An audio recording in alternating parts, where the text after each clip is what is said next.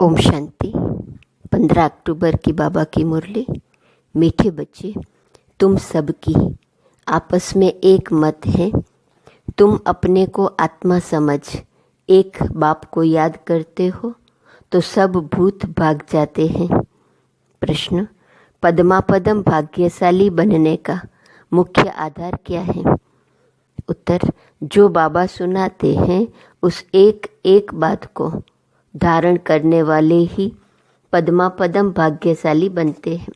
जज करो बाबा क्या कहते हैं और रावण संप्रदाय वाले क्या कहते हैं। बाप जो नॉलेज देते हैं उसे बुद्धि में रखना, स्वदर्शन चक्रधारी बनना ही पद्मापदम भाग्यशाली बनना है। इस नॉलेज से ही तुम गुणवान बन जाते हो। नॉलेज को बुद्धि में रखना, स्वदर्शन चक्रधारी बनना, इससे पद्मापदम भाग्यशाली बन जाते हैं। ओम शांति। रूहानी बाप अंग्रेजी में कहा जाता है स्पिरिचुअल फादर। सतयुग में जब तुम चलेंगे तो वहाँ अंग्रेजी आदि दूसरी कोई भाषा तो होंगी नहीं। तुम जानते हो सतयुग में हमारा राज्य होता है, उसमें हमारी ही भाषा जो होंगी वही चलेंगी। फिर बाद में वह भाषा बदलती जाती है। अभी तो अनेक भाषाएं हैं। जैसा जैसा राजा वैसी वैसी उनकी भाषा चलती है। अब यह तो सब बच्चे जानते हैं। सब सेंटर्स पर भी जो बच्चे हैं उनकी है एक मत, अपने को आत्मा समझना है और एक बाप को याद करना है ताकि भूत सब भाग जाए। बाप है पतित पावन। 5 भूतों की तो सब में प्रवेशता है। आत्मा में ही भूतों की प्रवेशता होती है। फिर इन भूतों अथवा विकारों का नाम भी लगाया जाता है, देह, अभिमान, काम, क्रोध आदि। ऐसे नहीं कि ईश्वर सर्वव्यापी है। कभी भी कोई कहे कि ईश्वर सर्वव्यापी है तो कहो सर्वव्यापी आत्माएं हैं और इन आत्माओं में 5 विकार सर्वव्यापी हैं। बाकी ऐसे नहीं कि परमात्मा सर्व में विराजमान है। परमात्मा में फिर 5 भूतों की प्रवेशता कैसे होंगी? एक एक बात को अच्छी रीति धारण करने से तुम पद्मापदम भाग्यशाली बनते हो। दुनिया वाले रावण संप्रदाय क्या कहते हैं और बाप क्या कहते हैं? अब जज करो। हर एक के शरीर में आत्मा है, उस आत्मा में 5 विकार प्रवेश हैं। शरीर में नहीं, आत्मा में 5 विकार अथवा भूत प्रवेश होते हैं। सतयुग में यह भूत नहीं है, नाम ही है डीटी वर्ल्ड। यह है डेविल वर्ल्ड। डेविल कहा जाता है असुर को। कितना दिन और रात का फर्क है। अभी तुम चेंज होते हो, वहाँ तुम्हारे में कोई भी विकार, कोई अवगुण नहीं रहता। तुम्हारे में संपूर्ण गुण होते हैं। तुम 16 कला संपूर्ण बनते हो। पहले थे फिर नीचे उतरते हो। इस चक्र का अभी मालूम पड़ा है। 84 का चक्र कैसे फिरता है। हम आत्मा को स्व का दर्शन हुआ है, अर्थात इस चक्र का नॉलेज हुआ है। उठते बैठते चलते तुमको यह नॉलेज बुद्धि में रखना है। बाप नॉलेज पढ़ाते हैं। यह रूहानी नॉलेज बाप भारत में ही आकर देते हैं। कहते हैं ना हमारा भारत, वास्तव में हिंदुस्तान कहना तो रॉन्ग है। तुम जानते हो भारत जब स्वर्ग था तो सिर्फ हमारा ही राज्य था और कोई धर्म नहीं था। न्यू वर्ल्ड थी। नई दिल्ली कहते हैं ना, दिल्ली का नाम असल दिल्ली नहीं था, परिस्तान कहते थे। अभी तो नई दिल्ली और पुरानी दिल्ली कहते हैं। फिर न पुरानी न नई दिल्ली होंगी, परिस्तान कहा जाएगा। दिल्ली को कैपिटल कहते हैं। इन लक्ष्मी नारायण का राज्य होगा और कुछ भी नहीं होगा, हमारा ही राज्य होगा। अभी तो राज्य नहीं है, इसलिए सिर्फ कहते हैं हमारा भारत देश है। राजाएं तो है नहीं। तुम बच्चों की बुद्धि में सारा चक्र लगाता है। तुम बच्चों की बुद्धि में सारा ज्ञान चक्र लगाता है। बरोबर पहले पहले इस विश्व में देवी देवताओं का राज्य था और कोई राज्य नहीं था। जमुना का किनारा था, उसको परिस्तान कहा जाता था। देवताओं की कैपिटल दिल्ली ही रही है, तो सभी को कशिश होती है, सबसे बड़ी भी है, एकदम सेंटर अर्थात बीच में है। मीठे मीठे बच्चे जानते हैं पाप तो जरूर हुए हैं, पाप आत्मा बन गए हैं। सतयुग में होते हैं पुण्य आत्माएं, बाप ही आकर पावन बनाते हैं, जिसकी तुम शिव जयंती भी मनाते हो। अब जयंती अक्सर तो सबसे लगता है, इसलिए इनको फिर शिवरात्रि कहते हैं। रात्रि का अर्थ तो तुम्हारे सिवाय और कोई समझ न सके। अच्छे अच्छे विद्वान आदि कोई भी नहीं जानते कि शिवरात्रि क्या है, तो मनावे क्या। बाप ने समझाया है रात्रि का अर्थ क्या है। यह जो 5000 वर्ष का चक्र है, उसमें सुख और दुख का खेल है। सुख को कहा जाता है दिन, दुख को कहा जाता है रात। तो दिन और रात के बीच में आता है संगम। आधा कल्प है सोजरा, आधा कल्प है अंधियारा। भक्ति में तो बहुत तिक तिक चलती है। यहाँ है सेकंड की बात, बिल्कुल इजी है, सहज योग। तुमको पहले जाना है मुक्तिधाम, फिर तुम जीवन मुक्ति और जीवन बंद में कितना समय रहे हो, यह तो तुम बच्चों को याद है, फिर भी घड़ी घड़ी भूल जाते हो। बाप समझाते हैं योग अक्सर है ठीक, परंतु उन्हों का है जिस्मानी योग। यह है आत्माओं का परमात्मा के साथ योग। सन्यासी लोग अनेक प्रकार के हठ योग आदि सिखाते हैं, तो मनुष्य मूंझते हैं। तुम बच्चों का बाप भी हैं तो टीचर भी हैं, तो उनसे योग लगाना पड़े ना। टीचर से पढ़ना होता है। बच्चा जन्म लेता है तो पहले बाप से योग होता है, फिर 5 वर्ष के बाद टीचर से योग लगाना पड़ता है, फिर वानप्रस्थ अवस्था में गुरु से योग लगाना पड़ता है। 3 मुख्य याद रहते हैं, वह तो अलग अलग होते हैं। यहाँ यह एक ही बार बाप आकर बाप भी बनते हैं, टीचर भी बनते हैं। वंडरफुल है ना। ऐसे बाप को तो जरूर याद करना चाहिए। जन्म जन्मांतर 3 को अलग अलग याद करते आए हो। सतयुग में भी बाप से योग होता है, फिर टीचर से होता है। पढ़ने तो जाते हैं ना, बाकी गुरु की वहाँ दरकार नहीं रहती, क्योंकि सब सदगति में है। यह सब बातें याद करने में क्या तकलीफ है, बिल्कुल सहज है। इनको कहा जाता है सहज योग, परंतु यह है अनकॉमन। बाप कहते हैं मैं यह टेम्पररी लोन लेता हूँ, सो भी कितना थोड़ा समय लेता हूँ। 60 वर्ष में वानप्रस्थ अवस्था होती है। कहते हैं 60 लगी लाठ। इस समय सबको लाठी लगी हुई है। सब वानप्रस्थ निर्वाण धाम में जाएंगे। वह है स्वीट होम, स्वीटेस्ट होम। उनके लिए ही कितनी अथाह भक्ति की है। अभी चक्र फिर कर आए हो। मनुष्यों को यह कुछ भी पता नहीं, ऐसे ही गपोड़ा लगा दिया है कि लाखों वर्ष का चक्र है। लाखों वर्ष की बात हो तो फिर रेस्ट मिल ना सके, रेस्ट मिलना ही मुश्किल हो जाए। तुमको रेस्ट मिलती है, उसको कहा जाता है साइलेंस होम, इनकॉर्पोरियल वर्ल्ड। यह है स्थूल स्वीट होम, वह है मूल स्वीट होम। आत्मा बिल्कुल छोटा रॉकेट है, इनसे तीखा भागने वाला कोई होता नहीं। यह तो सबसे तीखा है। 1 सेकंड में शरीर छूटा और यह भागा। दूसरा शरीर तो तैयार रहता है। ड्रामा अनुसार पूरे टाइम पर उनको जाना ही है। ड्रामा कितना एक्यूरेट है, इनमें कोई इनएक्यूरेसी है नहीं, यह तुम जानते हो। बाप भी ड्रामा अनुसार बिल्कुल एक्यूरेट टाइम पर आते हैं। 1 सेकंड का भी फर्क नहीं पड़ सकता है।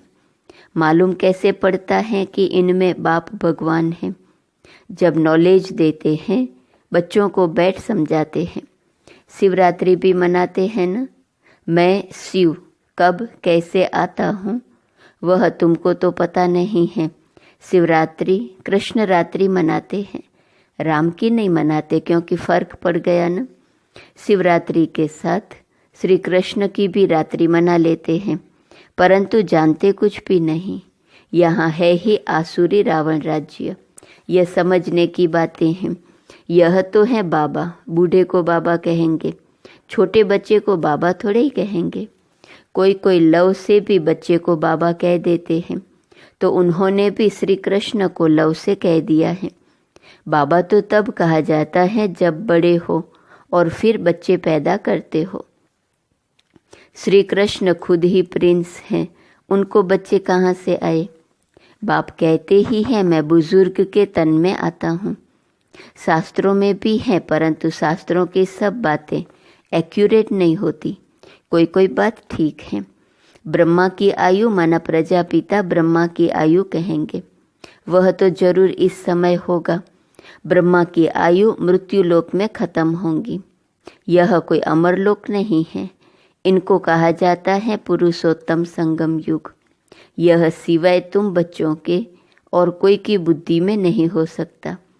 बाप बैठ बताते हैं, मीठे मीठे बच्चों, तुम अपने जन्मों को नहीं जानते हो। हम बताते हैं कि तुम 84 जन्म लेते हो। कैसे? तो भी तुमको पता पड़ गया है। हर एक युग की आयु 1250 वर्ष है और इतने इतने जन्म लिए हैं। 84 जन्मों का हिसाब है ना। 84 लाख का तो हिसाब हो ना सके। इनको कहा जाता है 84 का चक्र। 84 लाख की तो बात ही याद न आए। यहाँ कितने अपरम अपार दुख हैं। कैसे दुख देने वाले बच्चे पैदा होते रहते हैं। इसको कहा जाता है घोर नरक। बिल्कुल छीछी दुनिया है। तुम बच्चे जानते हो, अभी हम नई दुनिया में जाने के लिए तैयारी कर रहे हैं। पाप कट जाए तो हम पुण्य आत्मा बन जाएं। अभी कोई पाप नहीं करना है। एक दो पर काम कटारी चलाना, यह आदि मध्य अंत दुख देना है। अभी यह रावण राज्य पूरा होता है। अभी है कलयुग का अंत। यह महाभारी लड़ाई है अंतिम। फिर कोई लड़ाई आदि होंगी ही नहीं। वहाँ कोई भी यज्ञ रचे नहीं जाते। जब यज्ञ रचते हैं तो उसमें हवन करते हैं। बाप ने भी यह जो रुद्र यज्ञ रचा है, इसमें बच्चे अपनी पुरानी सामग्री सब स्वाहा कर देते हैं। अब बाप ने समझाया है, यह है रुद्र ज्ञान यज्ञ। रुद्र शिव को कहा जाता है। रुद्रमाला कहते हैं ना। निवृत्ति मार्ग वालों को प्रवृत्ति मार्ग की रस्म रिवाज का कुछ भी पता नहीं है। वह तो घर बार छोड़ जंगल में चले जाते हैं। नाम ही पड़ा है सन्यास। किसका सन्यास? घर बार का। खाली हाथ निकलते हैं। पहले तो गुरु लोग बहुत परीक्षा लेते हैं, काम कराते हैं। पहले भिक्षा में सिर्फ आटा लेते थे, रसोई नहीं लेते थे। उन्हों को जंगल में ही रहना है, वहाँ कंद मूल फल मिलते हैं।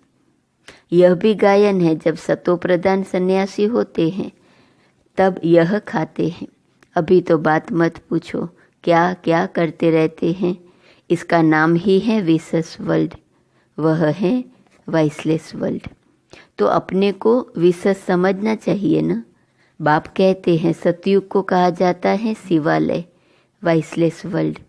यहाँ तो सब है पतित मनुष्य, इसलिए देवी देवता के बदले नाम ही हिंदू रख दिया है। बाप तो सब बातें समझाते रहते हैं। तुम असल में हो ही बेहद बाप के बच्चे। वह तुम्हें 21 जन्मों का वर्षा देते हैं। तो बाप मीठे मीठे बच्चों को समझाते हैं, जन्म जन्मांतर के पाप तुम्हारे सिर पर हैं। पापों से मुक्त होने के लिए ही तुम बुलाते हो। साधु संत आदि सब पुकारते हैं, हे पतित पावन। अर्थ कुछ नहीं समझते, ऐसे ही गाते रहते हैं, ताली बजाते रहते हैं। उनसे कोई पूछे परमात्मा से योग कैसे लगावे, उनसे कैसे मिले, तो कह देंगे वह तो सर्वव्यापी है। क्या यही रास्ता बताते हैं? कह देते वेद शास्त्र पढ़ने से भगवान मिलेगा, परंतु बाप कहते हैं मैं हर 5000 वर्ष के बाद ड्रामा के प्लान अनुसार आता हूँ। ये ड्रामा का राज सिवाय बाप के और कोई नहीं जानते। लाखों वर्ष का ड्रामा तो हो ही नहीं सकता। अब बाप समझाते हैं यह 5000 वर्ष की बात है। कल्प पहले भी बाबा ने कहा था कि मन मना भव, यह है महामंत्र, माया पर जीत पाने का मंत्र है। बाप ही बैठ अर्थ समझाते हैं, दूसरा कोई अर्थ नहीं समझाते। गाया भी जाता है ना, सर्व का सद्गति दाता एक। कोई मनुष्य तो हो नहीं सकता, देवताओं की भी बात नहीं है। वहाँ तो सुख ही सुख है, वहाँ कोई भक्ति नहीं करते। भक्ति की जाती है भगवान से मिलने के लिए। सतयुग में भक्ति होती नहीं, क्योंकि 21 जन्मों का वर्षा मिला हुआ है। तब गाया भी जाता है दुख में सिमरन सब करे। यहाँ तो अथाह दुख है, घड़ी घड़ी कहते हैं भगवान रहम करो। यह कलयुगी दुखी दुनिया सदैव नहीं रहती। सतयुग त्रेता पास्ट हो गए हैं, फिर होंगे। लाखों वर्ष की तो बात भी याद नहीं रह सकती है। अब बाप तो सारी नॉलेज देते हैं, अपना परिचय भी देते हैं और रचना के आदि मध्य अंत का राज भी समझाते हैं। 5000 वर्ष की बात है। तुम बच्चों को ध्यान में आ गया है। अभी तो पराए राज्य में हो, तुमको अपना राज्य था। यहाँ तो लड़ाई से अपना राज्य लेते हैं, हथियारों से, मारामारी से अपना राज्य लेते हैं। तुम बच्चे तो योग बल से अपना राज्य स्थापन कर रहे हो। तुम्हें सतो प्रधान दुनिया चाहिए। पुरानी दुनिया खत्म हो, नई दुनिया बनती है। इसको कहा जाता है कलयुग पुरानी दुनिया, सतयुग है नई दुनिया। यह भी किसको पता नहीं है। सन्यासी कह देते यह आपकी कल्पना है। यहाँ ही सतयुग है, यहाँ ही कलयुग है। अब बाप बैठ समझाते हैं, एक भी ऐसा नहीं है जो बाप को जानते हो। अगर कोई जानता होता तो परिचय देता। सतयुग त्रेता क्या चीज़ है, किसको समझ में थोड़े आता है। तुम बच्चों को बाप अच्छी रीति समझाते रहते हैं। बाप ही सब कुछ जानते हैं, जानी जानन हार हैं, अर्थात नॉलेजफुल हैं।